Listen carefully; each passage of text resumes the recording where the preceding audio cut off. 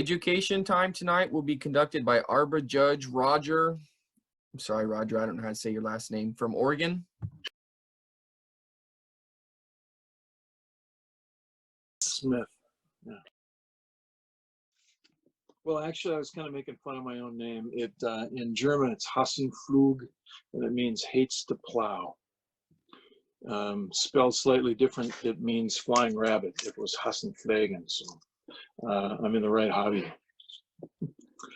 We're going to do a rabbitry tour. And this is a little weird because I can't really hear anybody in terms of response. So I'll just go through it. And if you have questions, I'll be happy to respond to those. The name of our rabbitry is Fat Chance. There's a silly, funny story to that. I'll spare you.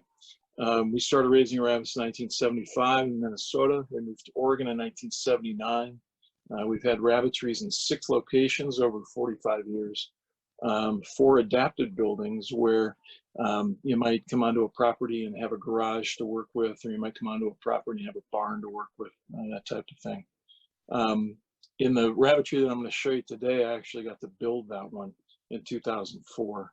And we're currently in Southern Oregon, and we have a slightly different climate than you do. So some of the things that work well in my rabbitry might not work so great in Ohio. So the next slide, if you can. There we go. That's what the building looks like from the front end. You're looking toward the east, so that's the west end of the building. It's a 30 by 40 foot building. It's got 10-foot tall walls. Can you go back to the other slide for just a second? Thanks. It's got 10-foot. That's okay. It's got 10-foot tall walls, and the reason the walls are so high. You still there? Okay. Yeah, I'm here. Okay, is that we have really hot summers. That's why the walls are so high. It's got a 12-foot overhang, so that triangle that you see in the front is not on the face of the building. It's actually 12 feet away from the front wall, and it's just storage space. And also, as the sun sets, it makes for some shady area. That black stuff that you see on the left side of that photo is shade cloth, and in the summertime, that shade cloth goes all the way across the front of the building. So next slide.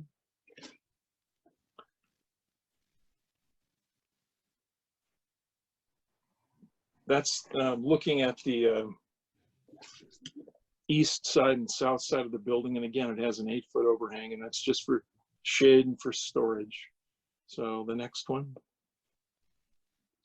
That's just the front door to get in. There's a little man door that normally, just like a door in your house, but the thing that you see right in front is a security screen door, which gives a lot more airflow and keeps kitty cats out and stuff like that. So next slide. That's some storage in the front end. So the front end of the building that you were looking at behind the black piece of material. That's just a rack where we keep carrying cages. They're all cleaned up and ready to go for the next show, assuming we're ever going to have another show. I'm confident that we will. That's just a pallet outside. The reason the pallet's there is to keep nest boxes or carriers or resting boards or whatever it is that we're cleaning off the ground, so that so they stay clean, basically. Go ahead.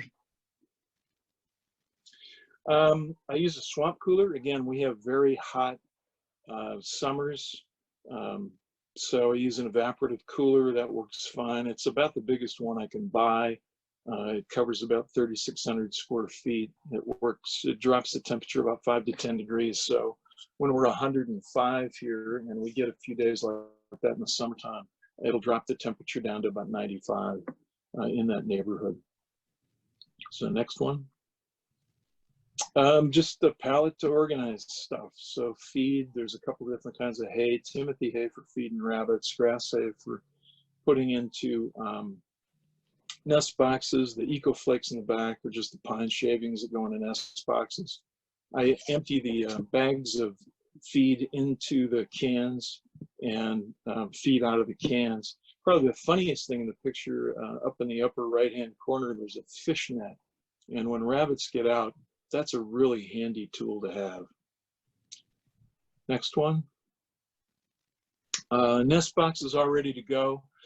I use metal nest boxes. Again, I'm in a much milder climate than you are for the winter time. So our really cold temperatures, nighttime temperatures, very seldom get below 25 degrees above zero. So I can get away with using metal nest boxes. When I lived in Minnesota, I used wooden nest boxes because I think they're warmer. I store them inside. Kind of a not so funny story. When I first moved here, I stored nest boxes outside, and I had rabbits that were putting litters on the wire just right and left. They would hardly ever put one in a box. And what I realized is that we have fox and coyotes and all kinds of creatures, cats, dogs that come by occasionally. And the nest boxes were picking up their scent. And so I keep all the nest boxes inside. I also don't, a lot of, you should do what your leaders tell you to do in terms of disinfecting nest boxes. I don't do much of that. And part of the reason for that is that the metal doesn't absorb much in the way of, problem odors and so forth. But also I want them to smell like the rabbits. I've found that rabbits don't like some of the disinfectants that we might use to clean things with. So go ahead. That's the water system. I have a flexible watering system, and again, I can get away with that here because except for about 10 days of the year, that system works great for me. I only have to shut it off about 10 days in the wintertime. Sadly, not 10 straight days. It's usually 2 days here and 2 days there. But that system works great. And you're looking at a pressure regulator. You're looking at a filter and a ball shutoff valve. At the foot of that watering stem, there is a drain, a foot drain, so that I can drain the entire system if it's going to be well below 25 degrees. Go ahead. Timers. I've known for years and been told for years that rabbits will breed much better during the wintertime if you put your lights on timers and you have lights somewhere between 14 and 16 hours a day in your rabbitry. Some people try to do that by just turning them on and turning them off, but we have schedules that don't really lend themselves to being that consistent. So I put them on timers.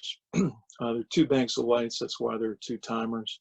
And what I discovered this year, and again had been told for many years, is that I could breed almost all winter long, and that's true. I can't believe how many litters I had this winter. Definitely attributable to the fact that the rabbits thought it was a different time of year because the lights were on all the time. Go ahead. Fly control. Your neighbors will like you a lot better if you try to control the flies in your rabbitry. Those are just sticky traps. I probably got 20 of them inside and outside the building. I also use fly predators, which are small little wasps. They're little tiny bugs. You can hardly see them. I say the word wasp when you think of maybe a stinging bug or a biting bug. These don't do that. They just they eat the fly larva, which really helps. Unfortunately, I have no control over my neighbors, and if my neighbors are raising, as they are currently, chickens and sheep and goats and all kinds of other things, mostly what I do is catch their flies. Go ahead. That's just looking down the middle row of the barn. There are 6 rows of cages, 2 single rows on the edges that you can't see. And what you're looking at is the kind of front row of 2 double back-to-back rows. And there's a very wide aisle. I can actually get a trailer and a lawn tractor in there to clean it out, which is really handy. The door in the back is a roll-up door. There's a roll-up door in the front as well. They're set on the east and west sides of the building because that's where we get our breeze almost every day. And just the airflow in the rabbitry is so much better with those big open doors. There's about 100 cages in the barn. There are no double stacks. Those are worm beds underneath, or just really manure beds. I got some worms about 15 years ago, a bucket of red wriggler worms, and now I have thousands of them. They breed incredibly well here. Next. Those posts are set into concrete deep into the ground. The cages are hooked onto them. You may be able to see the hooks there. They're 2x6 stringers that connect the posts on the top, and that's where the hooks are screwed into. On the bottom are 2x4 stringers with a 2x2 attached to it, and those are just to keep the cages relatively level. I use baby saver wire, and I've got it in most of the cages, including some of the single rabbit cages. That gives me a lot of flexibility. If I have some extra does in the spring, I want to breed, I can, I can put them in those cages, and if they happen to have litters on the wire and it's, the temperature is high enough, warm enough, and I can save the babies, then I get a chance to do that. The bucks have solid partitions in them. And I have a variety of cages. Most of the cages are 24x30. I raise mini satins currently. When I raised the larger commercial breed, the satin rabbits, I had 30x30 cages. The single rabbits are in 24x24 cages. Plenty big enough for a 4.5, 5 pound rabbit. Go ahead. That's one of the side rows. And the clips mean something. They're reminders for me. I use kind of I happen to have 6 different colored clips. I think I'll show those to you in a second.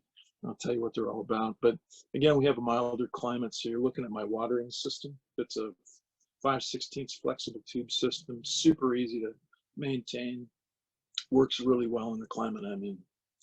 And go ahead.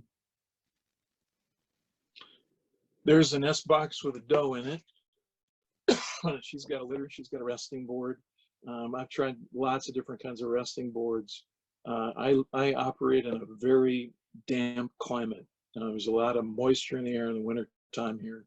And rabbits tend to sit in cages where they urinate. And as a result, they get kind of a hutch burn that might look a little bit like vent disease. It clears up really well with a topical antibiotic, but I found that I can prevent that by providing them with a resting board. Sheetrock works really well too. They love sheetrock. If you've ever used it, you know what I mean. They tear off the paper and just have a blast with it. They make the biggest mess. They love it. The tape on the feeder is my version of a hutch card. I've never had good luck with hutch cards. I either lose them or they fall off, or again, the damp climate makes them a little bit hard to write on. So what you're looking at on the right side is the name of the rabbit, the buck and the doe, that were the parents and the date that she was born.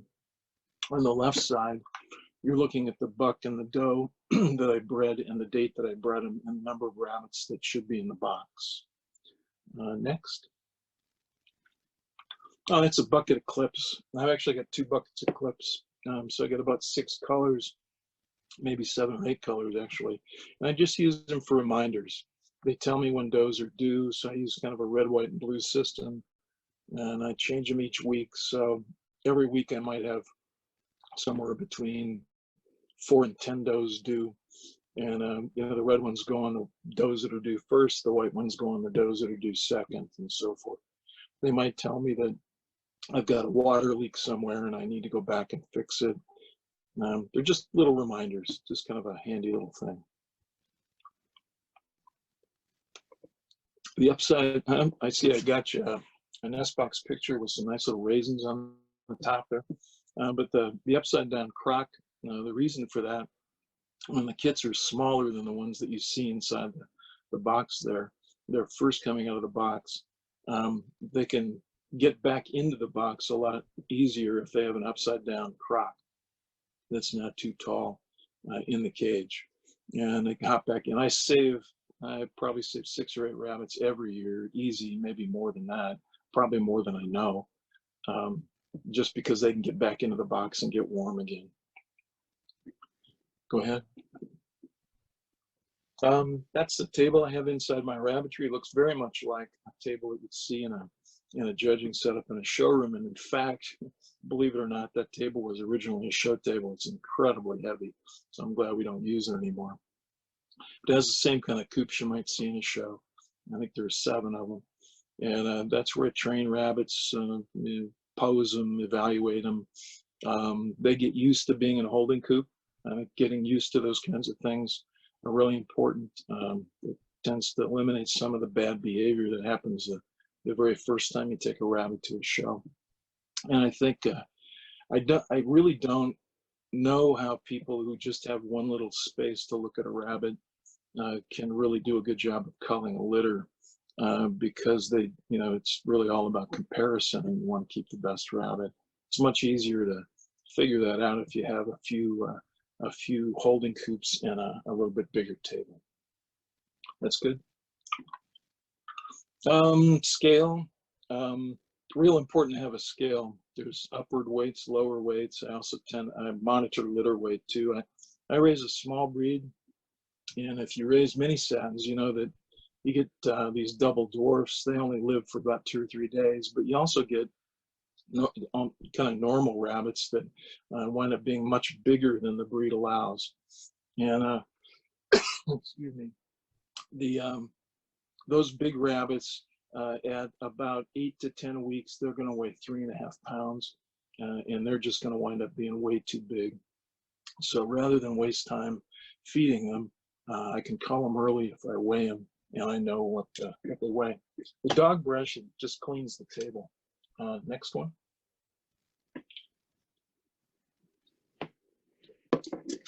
This is kind of funny. I put in the bottom, those bottom wrist protectors are the kind of wrist protectors that are used by archers.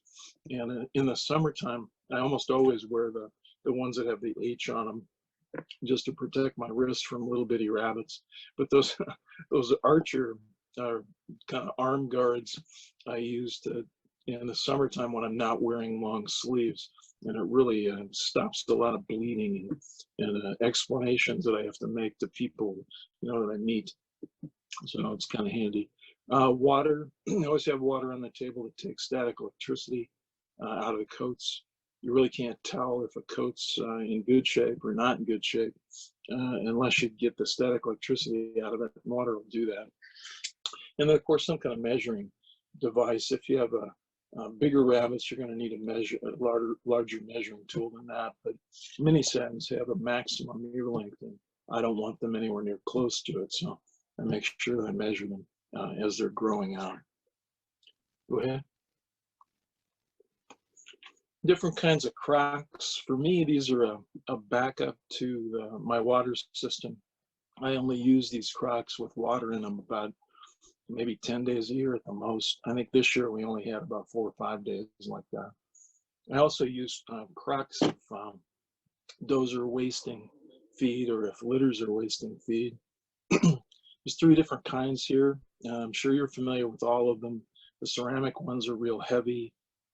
They're glass. They can break.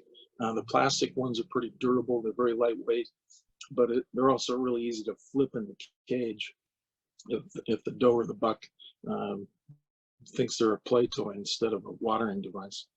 And then the metal one is in the bottom on the right side there. And those are really handy in the wintertime in your kind of climate. If you got frozen water in that, you can bang it on a board or on the ground or whatever and get the ice out of it, and you're not going to break it. So go ahead. Feeders, a couple different kinds of feeders. Some people use crocks too. I find that rabbits waste a lot of feed in crocks because the little ones especially spend a lot of time in there urinating, defecating in the feed, which is not very tasty that way. The screen kind of feeder really gets rid of fines, are really nice, but they're not as durable as the other kind on the left with the perforated metal. That one doesn't get rid of fines quite as easy, but it lasts a lot longer. Excuse me. I don't usually talk this much. Next. This is something I came up with myself. You can't see the whole thing in here, but it's basically a rectangle. It's a nest box insert. And if you've got a doe that's soiling the box, or if you're in the middle of the summertime and it's very hot outside and you want to get some airflow into the nest box, you can take out the solid floor bottom, assuming your solid floors actually, come out, and you can replace it with this screen instead. And it really increases the airflow in the summertime. Even if you can't take out the solid floors in the bottom of the cage, you can use something like this to stop all the mess that the doe makes by urinating in the box, because that sits on top of your solid floor, and that wet, kind of really wet stuff will be underneath this screen instead of in the box with the kits. Go ahead. So this is the last little part that Amanda asked me to talk about, and that's cage building and repair. And I just threw some questions on this slide. Should you buy them or should you build them? You can buy them whole, you can buy them flat. Should you build them yourself? Those are all questions you should ask yourself. And then, the considerations are off to the right of that. I mean, if you're going to buy or build, how much time do you have? You have the money to buy them, build, you have access to the tools and materials and stuff like that. Buying cages flat, they're much easier to transport. I'll show you one of those in a minute. And they usually cost less. Should you buy, new cages or used cages? Sometimes you can get a really, really good deal on a used cage, but how much life is left in it? So I think you have to ask yourself how long you want that cage to last. If you're going to do this for, 1 or 2 or 3 years, then a used cage might be a great way to go. If I've got some cages that actually have lasted more than 20 years, and if I had bought them used, I'm sure they wouldn't have lasted that long. And then, do you want to repair or replace cages that you have? And you just got to ask yourself whether or not it's worth it.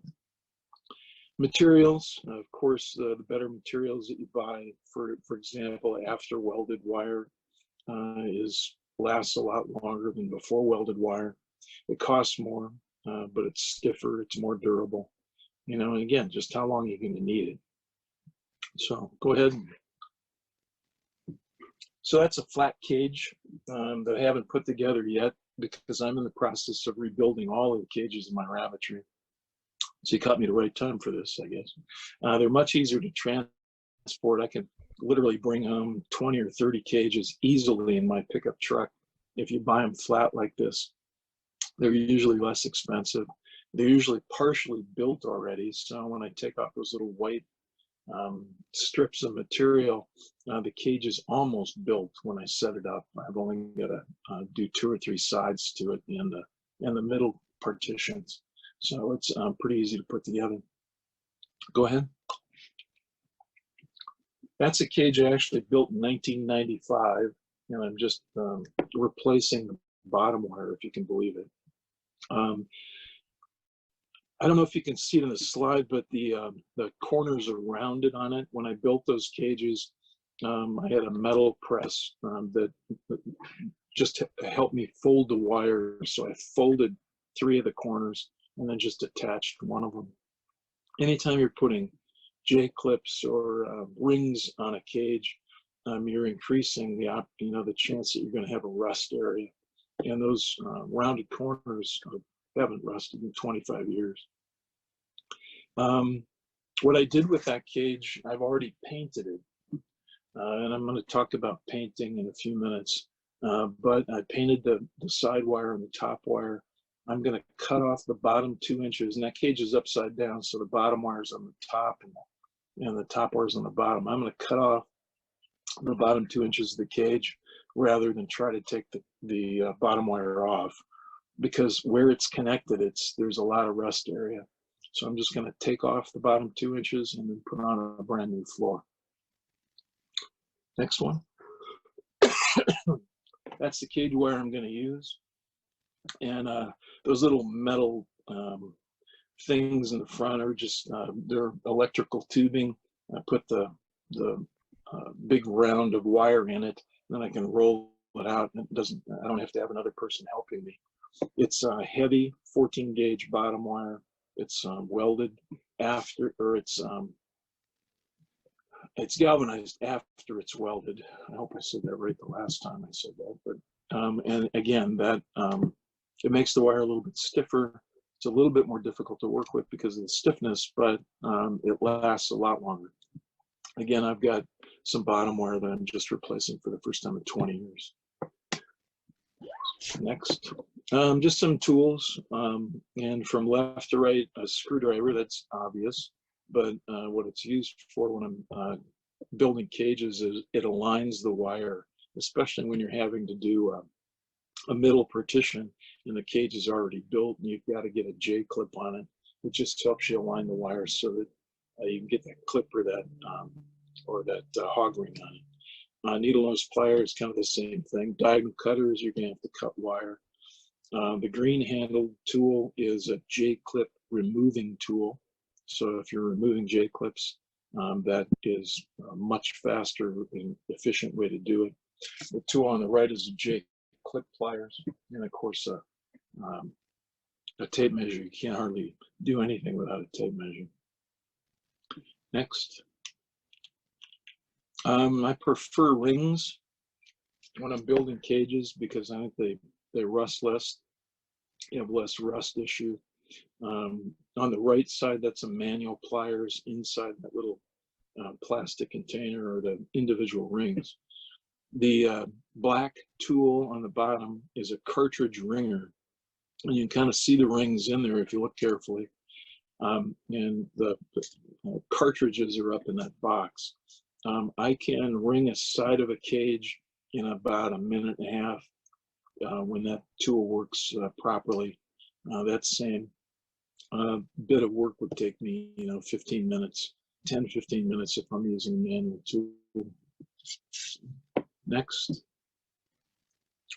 Talked about paint earlier. One of the things that I was kind of hesitant to paint anything that rabbits were going to live in, the cage wire in particular, because I was a little concerned about toxicity. So I conferred, checked out some people that raise birds, and they said, oh no, hey, we paint our cages all the time, just to have them look better, because a lot of people have bird cages in their houses and stuff. But they said you have to be very careful about what kind of paint you use, and they recommended Rust-Oleum over other types of paints for the toxicity issue. So the paint on the right is a cold galvanizing compound that works really good on pans. You can get, kind of scrape the rust off of feeders and use it on feeders, and kind of gives you a lot more life out of them. The paint on the left is what I'm using on the cages, and it's a primer and finisher all at once. So next, then we come to the end. The point is raising rabbits. Those are some of my mini satins. Those are on the left side. There's a lilac, blue, and a black otter, all in the same litter. And off to the right is a rabbit. I really wish I was going to be showing this weekend in Fort Worth, Texas, at the National Satin and Mini Satin Show. But like most of you, I'm staying home because of the entertaining health crisis we have in this country. Any questions? Did I talk too fast? I have one, Roger. Sure. Do you ever paint the bottom wire of your cages? I do kind of accidentally, because as you're painting the other, unless you have already cut it off, but that destabilizes the cage. So I have accidentally painted it without really meaning to. And if I'm going to reuse that wire, I put it up in. One of the things I find is that the feet of the rabbits kind of pick up some of that paint. So I've got some broken rabbits, for example, that would normally have white feet that have gray bottoms to their feet because they picked up the paint. Okay, that's a good point. if you don't want that to happen, I would think that, and you're going to use a wire, just cover it with something, paper or whatever. Hey, Roger. Yes. Would you be willing to share a little more on the, or send us how you would build your bottom nest box trays with the wire? Oh, in? yeah. Yeah, I can tell you Okay. what they are, and I'd be happy to do that. Amanda has my email, I think, and I'm happy to respond to questions, or I can respond to them on Messenger too. I'm actually, with it enough to do that.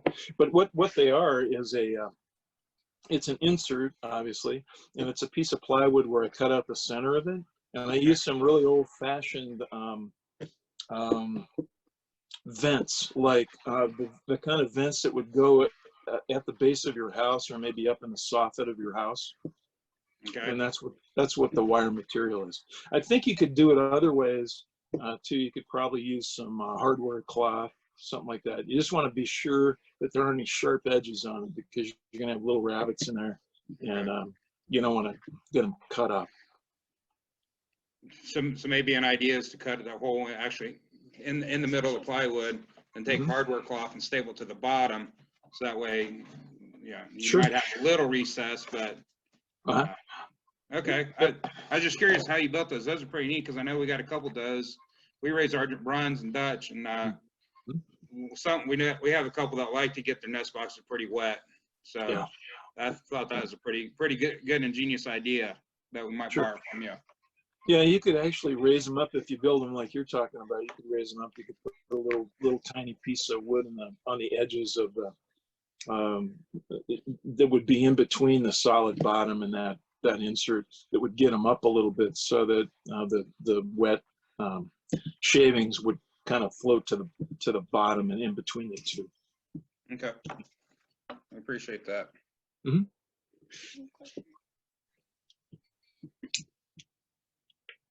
You guys are hilarious, by the way. I can see a bunch of you. Roger, Oh. since we use wooden nest boxes primarily in this area, one of the things I've found that helps combat the wet shavings and things in the nest boxes is a lot of times I drill holes every so often in the bottom of the nest boxes, so that some of that moisture can come through and it dries that layer of shavings. Of course, I have dwarfs. I don't have the really big rabbits, but that was one of the ways that I found to combat that problem here. But I have seen people that do the false bottoms and stuff, and I imagine that works very well. Sure, I think either way would work. Yeah, I don't know how well the holes would work if you had like the Boda-bags of rabbits, like the English laps or something, that like they pee a half gallon at a time. Right.